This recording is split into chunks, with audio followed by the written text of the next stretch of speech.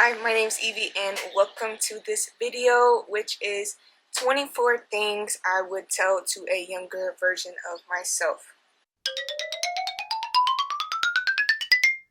In February of this year, I turned 24, and since I graduated college and got my master's degree, I've been sitting and thinking about past versions of myself and how much I've grown and all the stuff I've gone through, healing eras. So I've gone through and I've written down 24 things I would tell to a younger version of myself, and we're going to sit here and go through them, hopefully before the air conditioning kicks back on. Number one, I wrote, don't be in a rush to grow up. I feel like I was always waiting to be adult, couldn't wait to be adult, couldn't wait to move away, couldn't wait to get away from home and live my own life. And I was a younger sibling, so I always wanted to be hanging out with the older kids, more mature for my age.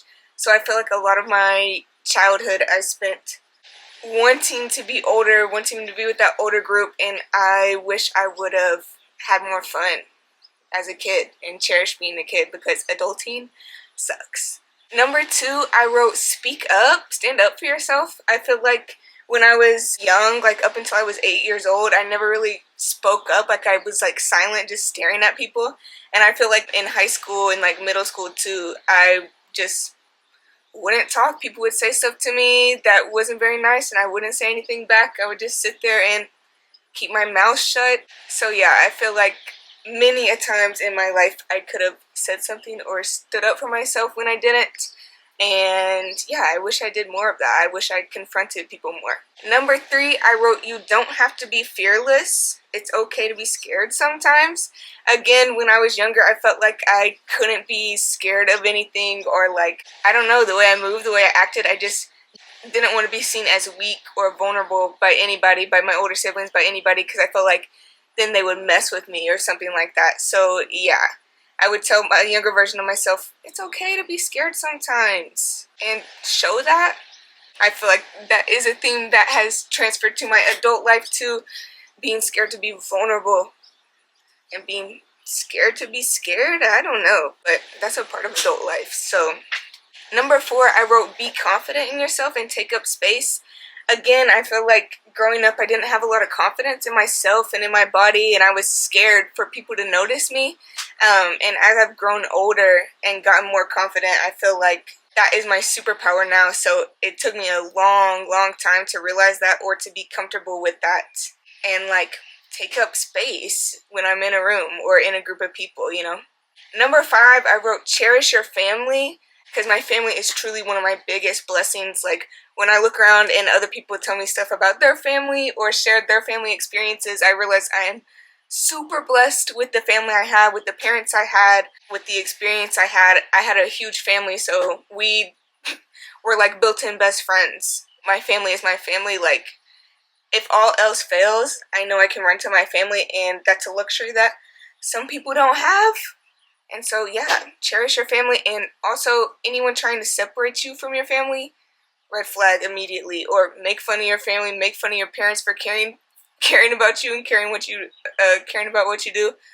Red flag, red flag, red flag. Number six, I wrote, great things take time, and keep working hard. It will all pay off in the long run. This has to do with like delayed gratitude, and like a lot of things in my life didn't come like immediately. Like I had to keep working and getting better at them little by little, and for years and years. Like specifically with basketball, like I worked for years and years and years. One day when you're like, oh, I'm pretty good at this, you don't realize all the time and the effort and the days and the hours that you put into it to be like that good at something. So I would say keep your head down and work hard. Keep working hard, because it will pay off in the long run. Number seven, I wrote, believe in yourself even if you're the only one. Believe you deserve good things. And this goes back to the whole confidence thing. I feel like at times there were things not going my way, or times when I feel like I was the only person in my own corner, and like the only person in my own mind, the only person understanding everything. And so you gotta believe in yourself and believe you can get through it, because if you don't, it's a rough time. It's a rough time. And if you lose that belief in yourself, like I think that's the worst possible thing that could ever happen. Like literally. Number 8, I wrote, it's okay to ask for help and it's okay to be vulnerable. I feel like this is a major theme in a lot of these things that I wrote down, but again, it goes back to that, ooh, there's a wasp, ooh, there's a wasp. It goes back to being vulnerable and not being a burden. Like, I never wanted to be a burden. I never wanted to ask for help because I didn't want to take time out of people's day or be a problem, so I would just rather figure it out by myself. That, and then being vulnerable, like I'm being right now, helps you connect with people and make connections and form long-lasting relationships, which I think is super important. Younger versions of me would appreciate that more, but also you got to be careful who you're vulnerable around, because people can take that and flip it and then use that against you, or use that to use it against other people, and other people are then against you, and then you got a whole bunch of haters. So be vulnerable with people you trust, and also if you are vulnerable at the end of the day and it doesn't work out or someone takes advantage of that, that's not on you. Like, keep it pushing. It's gonna come back on them, don't worry. Number 9, I wrote, your energy and your optimism is everything. I feel like I have a pretty optimistic view when it comes to the grand scheme of things, and also I think, like I said earlier, my energy is my superpower. So my energy brings people up, and I am always an energy giver and never want to be an energy vampire, because being around an energy vampire sucks. I knew this from a young age, but I would just encourage a younger version of myself, or many younger versions of myself, to keep going, to keep bringing energy, because that takes you through everything. Like, that keeps you in spaces that other people don't think you should be in, is your positive energy and your optimism and your ability to bring other people up with you. So yeah. Number 10, I wrote, always trust your gut and trust your intuition. This is another thing I think I'm really good at. I'm really good at reading people, reading rooms, reading vibes, and seeing things before they happen, or seeing people's traits that maybe aren't so good before they happen. And then I feel like this is helpful because I'm able to read a bad vibe early and detach from that early, and then when other people eventually see it, then it's like, you were right about this. And I was like, yeah, they've been that way for a long time, or that's how they've always been, da da da da.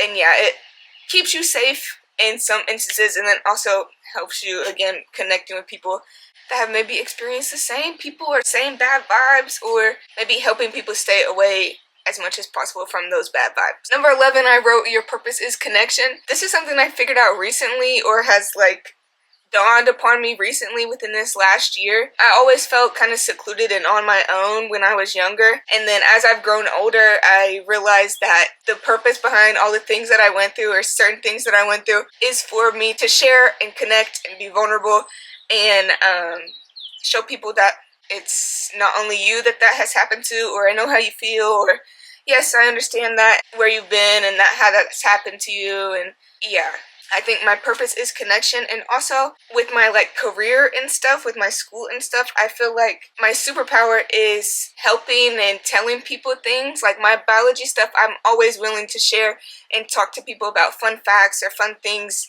that I've learned about the world around us and animals around us. And I think that is going to be my superpower when it comes to me actually getting into a career and talking and connecting with people.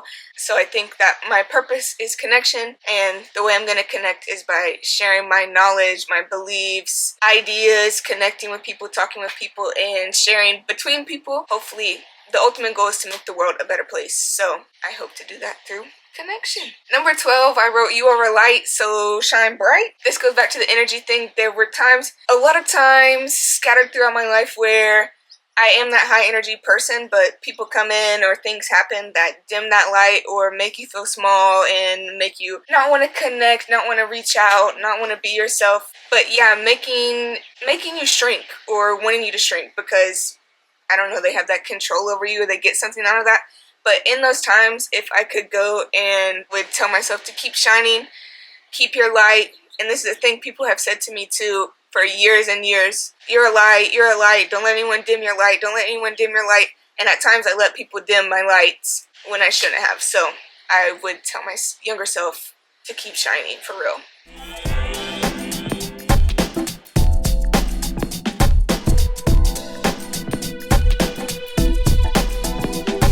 I'm going to try to speed up the second half of them because a lot of them connect anyway. They don't need that many long explanations. Number 13. No boyfriends before your degrees. This is an uneducated decision before your degrees. No boyfriends. High school boyfriends, overrated. College boyfriends, overrated. But I know younger me wouldn't listen to that, so they're just going to be canon events, and they are canon events. Like, for real canon events. So, that's number 13. Number 14, I wrote find healthy ways to cope.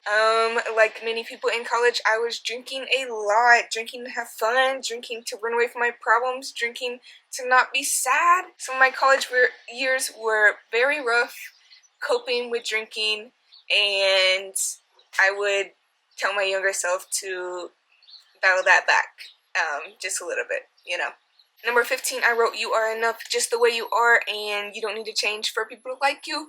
I feel like this one is pretty self-explanatory. I feel like a lot of young girls and young women go through this. It shouldn't be that way. So, number 16, I wrote stay humble and have humility. I feel like I did a pretty good job of this throughout my younger years, but I mean, it's always good to have that reminder, and anytime you are not humble or don't have humility, you get humbled. So just keep that as a reminder on how you act towards others. And yeah, remember that, because I would encourage her to keep it that way.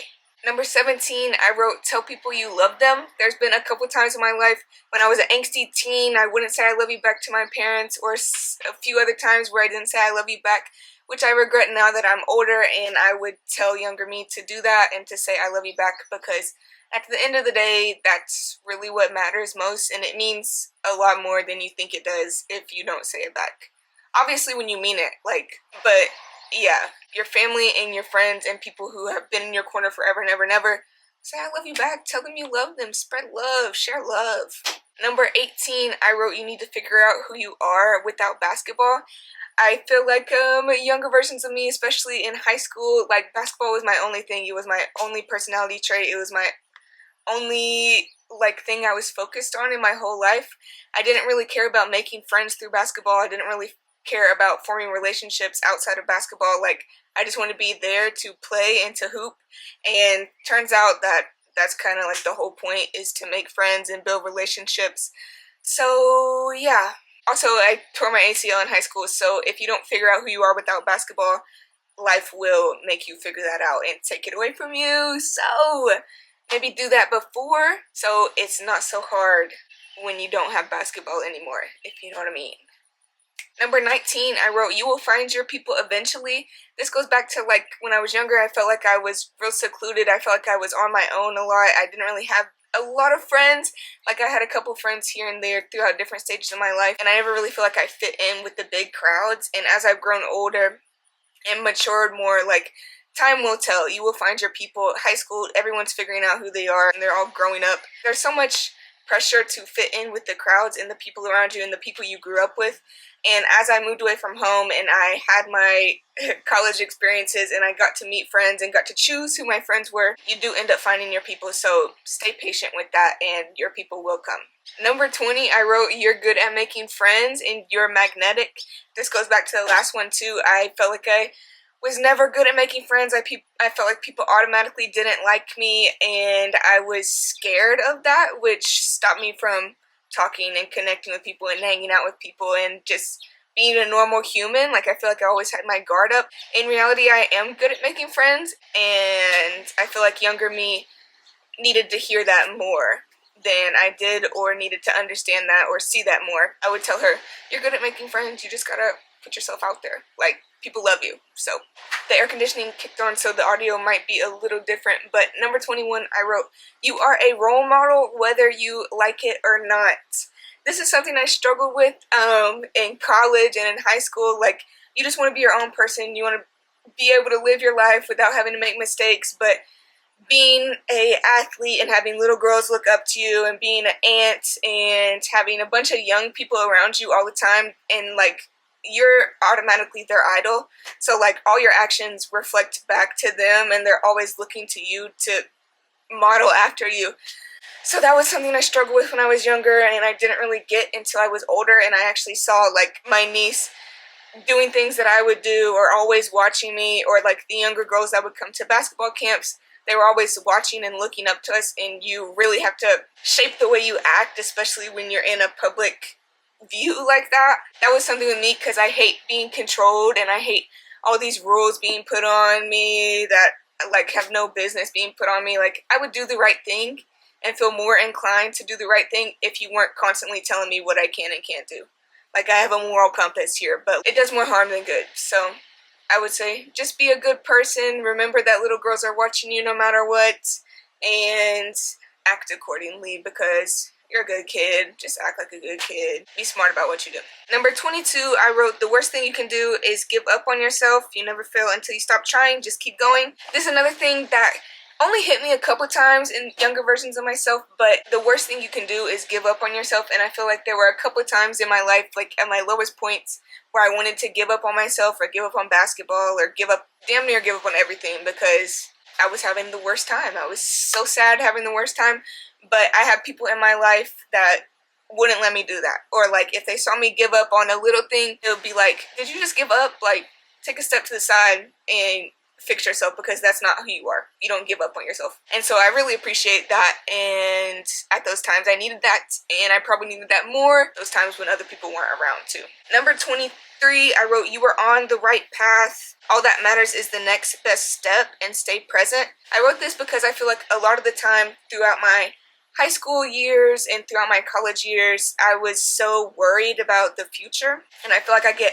caught up a lot in worrying about things. But common pattern in my life has been like, okay, here's this big life moment, you gotta make this life decision, and then I'll be like, oh, what are my options, and I'll literally only have one option. So like all the worry, all the stress is taken out of it, because there's literally only the next best step in front of you. Like, there's only one option to take, so here's your option. Like, it all works out, everything works out. So like, you only have one option, and get down about having one option, but then it's like, no, this was the best option. Like, why would you want more options when this is the right option? So I feel like that's a theme of my life, and I feel like younger me at multiple stages in my life needed to hear that. Like, you don't have to think about it. Like, this is the one option. You don't have to think about it. Here you go. Here's your decision. Here's your next best step. You're on the path. And number 24, to wrap it up, I wrote, everything works out how it should. Trust the process. You never understand in the moment, but someday all of the pieces will fall right into place. Like I was talking about in the last thing, this is something I've told my mom throughout the years, like, everything always works out how it should. It works out how it should.